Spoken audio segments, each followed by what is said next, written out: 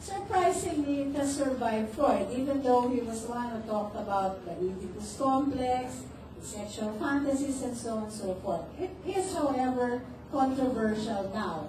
And there are questions with respect to its being effective. So, natatanggal na yung cultural script na pag sinabi mo, I'm a psychologist, likely tatanungin ka, pwede mo akong i-psychoanalyze. Hindi na ganun kadalas yung tanong ngayon, ano? Pero actually, just a little far back, as 5 years ago, madami pa rin nagtatanong, pwede mo ba akong i-psychoanalyze? But within the past 5 years, significant ang pagbawas noon. So, an important alternative to the view of psychologists, the study of mental illness, was initiated by Abraham Maslow in the 1950s. Kung mga psych majors kayo, most of you will associate Maslow with the hierarchy of needs, which is actually a theoretical framework for understanding our motivations in life. And it has been popularized, particularly in business management, where they think the best way to motivate your employees to work is by ascribing to this hierarchy of needs. What makes it an alternative view to Freudian psychology? Si Maslow, originally, yung kanyang interest was to do animal experiments, just like most other psychologists. But after a while, he shifted his focus on creative people. So, nag-identify siya ng mga tao na nilabel ng creative. Okay?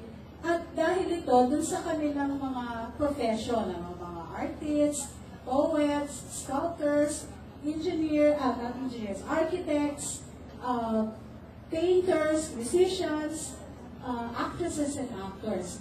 And he called them self-actualized. Painters, musicians, actresses and actors. And he called them self-actualizers.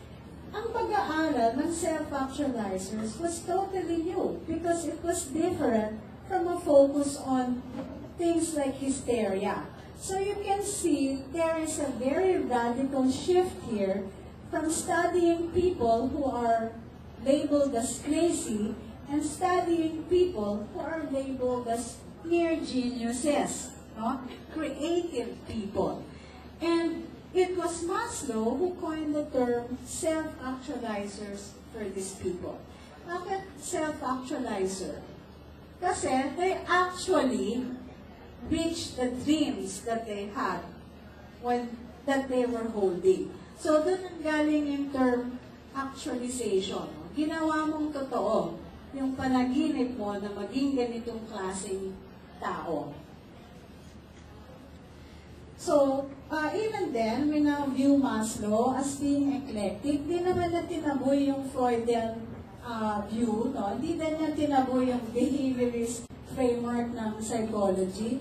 Pero, significant yung contribution ni Maslow kasi nagdagdag siya nung tinatawag natin appreciation of human consciousness. Ito yung slide ni Jack kanina, you have that little girl hugging an elephant. Such a nice picture. It's being appreciative of what we have, making a list of the things that we have that will make us happy or full of joy. So, itong pagdagdag sa pag-aaral ng psychology ng appreciation for human consciousness served to change the cultural script that was provided by earlier psychologists na ang focus ng psychology ay sakit. Ang ginawa ni Maslow, finocus niya sa kabutihan ng pagiging isang tao. Ang pag-aabot ng ating mga panaginip, para maging totoo. At siya yung unang gumamit ng term na positive psychology. Okay? Positive because it focused on the fulfillment of a human being. Okay? Now, in 1998, yung positive psychology ni Maslow, binalikan ni Seligman, who is now known as the father of positive psychology. And it was Seligman who we credit for promoting more consistently yung tinatawag nating mental health.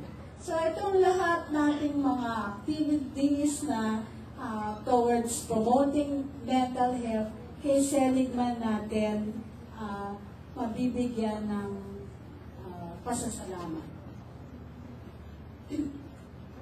So ano yung positive psychology, no? Ay para hindi tayo magtagal pa. Parang I just bulleted, some of the important concepts. So yung tinatawag na growth, fulfillment, flow, tsaka mindfulness. Some of which have been touched on by many other lectures. So anong ibig sabihin ng growth? This is actually equivalent to self-actualization. So yung sinasabi ni Maslow na kailangan mag-self-actualize tayo. Yun ang sinasabi ng mga positive psychologists na kailangan magbago tayo. Hindi pwedeng kung ano tayo ngayon, 10 years later, ganun pa rin tayo. Dapat umangat ka, unti-unti, bawat araw na nabubuhay ka. Hindi mo pwedeng sabihin ko magbago. Dahil that is the driving force behind human nature, to grow, to self-actualize. And of course, that's related to the concept of fulfillment. Ano naman ang ibig sabihin ng fulfillment? This is related to what we learn to be what is desirable for us, what is valuable for us. So, si Manny Pacquiao ba ay fulfilled sa kanang 8, title sa boxing? Pwede, no? I can imagine, fulfilling talaga yun. Kasi Jinky Pacquiao kaya, fulfilled siya dun sa 1 dosena ng Hermes bags. Okay.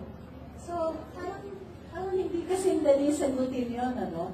So, pag sinabi natin fulfillment, okay, may pagka-individual yung ibig sabihin.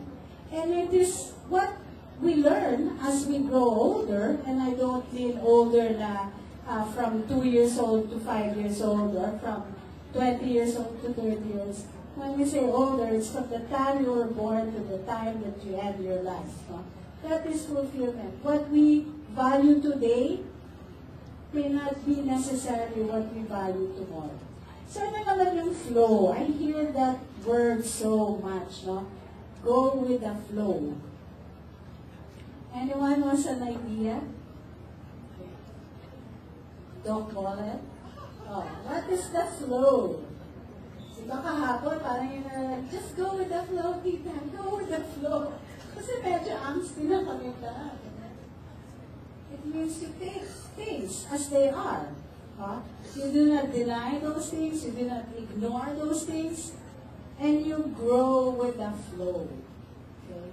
Again, the emphasis here, kailangan ka magbago. Hindi mo pwedeng sabihin, halimbawa, you're caught in traffic, tapos you get all angry and angsty because you're stuck. E ganun yung buhay, wala kang magagawa, di ba? Except to think of, okay, kung malalate ka, so ano na ngayon ang gagawin mo sa lecture mo, no? Papaguhin mo ng konti, exam mo, and so on and so forth. So, kailangan, you go with the flow, you solve your problems as they are flung your way. Next, mindfulness. Again, another very common concept sa positive psychology. Anyone who knows what mindfulness is?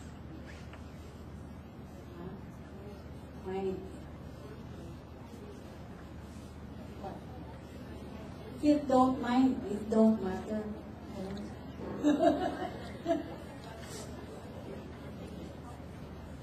Mindfulness is being, conscious. Conscious of what's happening.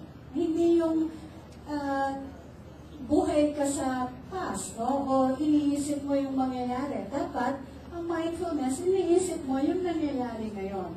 So lahat yan, growth, fulfillment, flow, mindfulness, iisang proseso lamang yan. Iba-iba lang parte ng proseso ang mga yan. At lahat sila ginagamit upang maging resilient ang isang tao. So, if you go through the literature, ang dami-dami mga do's and don'ts, ano? But when I went through the literature, I actually organize all the different strategies into the 3 R's. The first of which is to recognize. Ano ibig sabihin? Recognize. Let's give a specific case, no? A stressful case. Let's say, 2 days ago, napaka-stressful talaga ng buhay namin sa departamento, no? Kasi we have to deal with the fun run, the lecture series, and then the textbooks. Ito na mga bagay na hindi kami sanay kasi gusto namin, nagtuturo lang kami, na gumagawa kami ng pananaliksik. And then we have to ask people to do this, to do that. So, I was worried. That was the feeling. When we say recognize, that means you recognize that the feeling is just a feeling. It's not a state. It is a feeling that arises from a state. So I had to stop and say, because I was really worried. I said, why am I worrying? Because there is something important that I have to attend to. So recognition actually means knowing what's important and what's not important. So if you're worrying about your daughter not yet being home from school, and it's getting late, when you say recognize, ano yung strategy mo doon? Kung alamin mo, yung worry mo is because you love your daughter. Therefore, okay lang yun. Kasi kung di ka nag-worry, edi parang sama mo naman ng magulang, no? So, natural lang na mag-worry ka para isang bagay, isang tao na napaka-importante sa'yo. Reframe. Anong ibig sabihin niya? You shift from the emotion that you have recognized to be an important worry, but I would rather call it concern. You reframe it into a problem-solving situation. So, I am worried because there's so many things to do, and as one person, I cannot do it, okay? But I know, well, I'm worried because it's important to me. If I didn't worry, bahala na, hindi importante sa akin. I shouldn't stress myself over it. How do I reframe it? I shift from worrying to doing something. Okay, so, di ko alam kung meron bang megaphone na gagamitin. Di ko alam ilang tao ba yung tatakbo, magbabanggaan ba sila dun sa mga runners ng College of Law na yung pala, at the same time yung fun run. So, I cannot just worry. So, what do I do? Ano yung mga problema na pwede kong bigyan ng pansin? Number 1, tumawag ako sa college ko. Saan ba yung assembly nila? O, iba pala eh. Tanggal na yung worry na yon.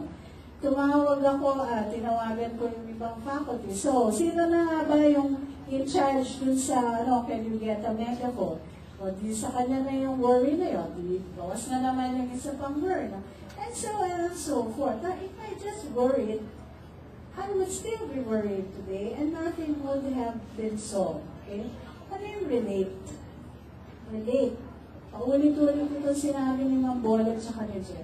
It's actually forming those relationships that you can fall back on. If your reframing involves the help of other people, it's good to have those other people close at hand. So, hindi naman ngayon mo kailangan lahat ng mga tao na to. Pero, sa future, pwede mo silang maging kailangan. So, don't forget the 3 R's. Positive psychology, all you have to do is think of these 3 R's. Recognize, reframe, and relate. And that's about sure to get you off most of your worries. Thank you very much. Thank you, Dave.